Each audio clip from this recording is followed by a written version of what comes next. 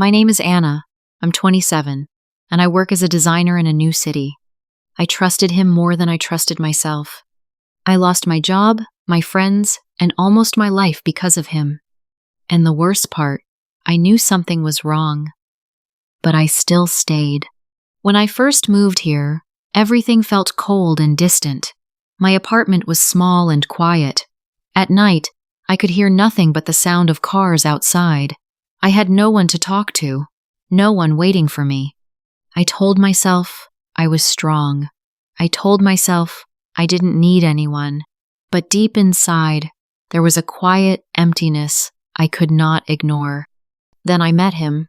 At first, it felt like something out of a movie. He came into my life at the exact moment I needed help. He was calm, kind, and always said the right things. It seemed perfect, almost unreal, but I kept going anyway. Looking back now, I can still see the signs. Something was not right. I even had a bad feeling sometimes, but I pushed it away. I thought I found love. I was wrong. When I moved to this city, everything was new. New streets, new job, new people, but none of it felt like home. I worked long hours every day. Deadlines never stopped. At night, I went back to a small, quiet apartment. My phone stayed silent most of the time. No messages, no missed calls, just a blank screen. Sometimes, I sat on the floor and stared at nothing. It was a lonely routine, but I kept telling myself it was fine. Then one night, everything changed. It was raining hard. My car suddenly stopped in the middle of the road. No lights around. My phone battery was almost dead. My hands started to shake. I didn't know what to do. Then a man walked toward me. Calm. Slow. Like he was not afraid of anything. That was Daniel. He fixed my car without asking for anything. He stayed until I drove away safely. Before leaving, he gave me his number. Just in case, he said. A few days later, I saw him again at a cafe, then again at a supermarket. It felt too good to be true, like the world was pushing us together. He smiled and said, "You don't have to be alone anymore." At that time, those words felt warm. Now, they feel like a lie I wanted to believe. At first, his questions sounded normal. Simple. Caring. Where are you? Who are you with? What time will you be home? He asked every day, then every few hours. If I didn't reply fast, he sent another message. Then another. My phone kept lighting up. My body tensed every time it buzzed. Sometimes, I just stared at the screen and did not want to open it. Still, I told myself it was love. I slowly pulled away from others. I canceled dinner plans. I stopped answering my friends. Staying with him seemed like the easier choice. I didn't want to lose him. But every day, my world became smaller without me noticing. Maybe I was slowly fading without noticing. Then, things felt better again. One morning, he showed up with coffee. He smiled like nothing was wrong. "I just care about you," he said softly. I held the cup in my hands. It was warm. So was his voice. For a moment, everything felt safe again. I had a bad feeling before, but I pushed it away. Maybe I was wrong. Maybe this was normal. But it didn't last. One night, he disappeared. No calls, no messages. I waited for hours. I called him again and again. No answer. My breathing became shallow. I couldn't sleep. The next day, he finally replied. Calm, cold. I was busy. "Why are you so sensitive?" I said nothing and just listened. The words stayed in my head. I didn't argue. I just said sorry. Again. Somehow, he made me question myself. Even when I was hurt, I still tried to fix things alone. Later that night, I sat alone in my room. I made some tea. I didn't even drink it. The room was quiet. Too quiet. My phone was in my hand. I kept checking it. Nothing. Just silence. Then it happened. His phone lit up next to me. A message appeared on the screen. "I miss you." My fingers stopped moving. I couldn't breathe for a second. That moment did not feel right at all. One night, his phone lit up while he was in the shower. The screen stayed on. I did not plan to check it, but something inside me did not sit right.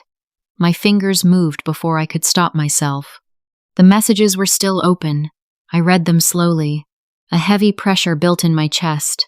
The words were soft, but not normal. "I miss you." Last night meant a lot. My hands started to shake. This was not just friendly. This was something deeper, something hidden. Water was still running in the bathroom. I stood there, frozen, holding his phone. My heart was racing so fast I could hear it.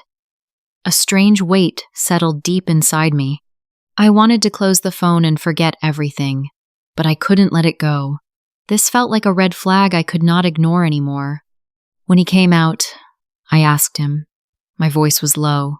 I showed him the screen. For a second, he said nothing. Then he sighed and took the phone from my hand. "She needs help," he said calmly. "You are overthinking again." He looked at me like I was the problem, like I made it all up. He started to twist the truth so easily. "Why do you doubt my intentions?" he added. "I thought you trusted me." I went quiet. My thoughts became unclear and messy. Was I too sensitive? Was I wrong? I started to doubt my own thoughts again. Maybe I misunderstood everything. Maybe I was the one crossing the line. But deep inside, that bad feeling did not go away. So tell me, was I wrong? Or was he lying to me? That night, I came home earlier than usual. My steps were quiet as I walked down the hall. The lights were on inside my apartment. That was strange. I held my keys tighter. Something fell off again, but I told myself not to think too much. I slowly opened the door. The sound hit me first. Soft voices, a laugh I knew too well. My whole body went still. I walked closer, step by step, like my body was not mine. Then I saw them, on my bed, in my room. Daniel and Lisa, my best friend. My breath stopped. My hands turned cold. I could not move. The world around me went silent, like everything just broke at once. I stood there, staring, trying to understand what I was seeing. But it was real. Too real. Lisa pulled the blanket fast. Daniel sat up, but he did not look shocked. He just looked at me, calm, almost annoyed. That hurt more than anything. My voice came out weak at first. "This is my home." I paused. My throat went dry. "And you did this here?" The words sounded small, but they carried everything inside me. No tears came at first. My face felt empty. My eyes stayed open, wide, dry. Then slowly, the tears started to fall. Quiet, warm. I did not scream. I did not run. I just stood there, like I forgot how to move. Daniel stood up and walked closer. His face changed. Cold. Hard. "Why are you acting like this?" he said. "It's not what you think." His voice was sharp now. He tried to twist the truth again, like always. "You are too emotional. You always make things bigger than they are." I stepped back. My hands were still shaking. Something inside me finally reached its breaking point. I could not pretend anymore. Everything fell apart, right in front of me. Everything went quiet after that moment. The air felt heavy. I wiped my tears slowly, but my hands were still shaking. I looked at him again, hoping for something, maybe regret, maybe guilt. But there was nothing. Daniel let out a short laugh. It was cold, empty. He shrugged like nothing mattered. "You are overreacting," he said. His voice was flat, almost bored. "This is why I couldn't stay serious with you." Each word hit harder than the last. He did not even try to give excuses this time. No lies, no care. That heavy feeling returned again, but something inside me changed. The fear was still there, but weaker now. The truth became clear in that moment. He was not confused. He was not struggling. He chose this. For the first time, I did not try to explain myself. I stayed there, silent and steady. He kept talking, but his words had no power over me anymore. Lisa stayed silent behind him. She could not even look at me. That silence said everything. Daniel grabbed his jacket and phone. No apology. No second look. He walked past me like I meant nothing, like I was just another mistake he could leave behind. For a moment, he paused near the door, like he wanted to say something, but he didn't. He just shrugged again, like it was all nothing, then walked out. The door closed. And just like that, everything between us was over. No more lies to believe. No more control over my life. For the first time, he had no control over me. Only the truth, clear and painful. The apartment went completely silent after he left. No voices, no footsteps, just nothing. Sometimes I still heard his voice in my head, even when he was gone. I stood in the middle of the room for a long time. My body felt drained, like all my strength was gone. The air felt different now, heavy, but also still. His messages stopped. No calls, no excuses. The phone stayed quiet for hours, then days. At first, I kept checking it. It was a habit I could not stop, even when I knew nothing would come. But nothing came, and slowly, I stopped waiting. I sat on the edge of the bed, staring at the empty space, the same place where everything fell apart. That pressure was still there, but it was not fear anymore. It was something else. Something calm, but unfamiliar. After a while, I walked to the window. My hand paused for a second, then I pushed it open. Fresh air came in. The curtains moved softly. Light, slowly, filled the room. I took a deep breath, a real one. For the first time in a long time, I could breathe without fear. No one was watching me. No one was controlling me. It was quiet. It was empty. But finally, it felt safe. 6 months passed. Life did not change in one day. It was slow. Some mornings were still heavy. Some nights were still quiet. But step by step, I started over. I went back to work. At first, it felt strange. My mind was tired, and I doubted myself again. But I kept going. Small tasks, simple days. Then better days came. I was not perfect, but I was stronger than before. I reached out to old friends. The first message was hard to send. My fingers paused on the screen, but I did it anyway.